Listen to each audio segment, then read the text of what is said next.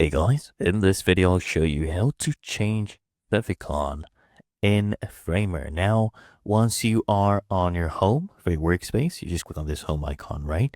And here I can see all my projects. So all you need to do is click on these three dots next to that project name, okay?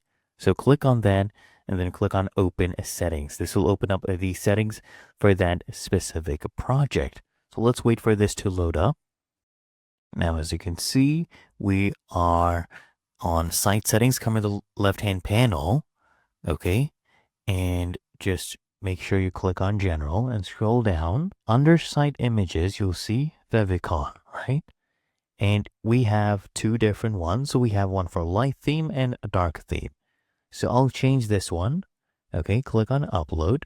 This will open up your file explorer and just go ahead and select your logo. So our logo is about right here. Okay, select this logo, click on open, and as you can see, it has been uploaded and changed. You can repeat this same thing for the dark theme as well. And it's really that easy and simple.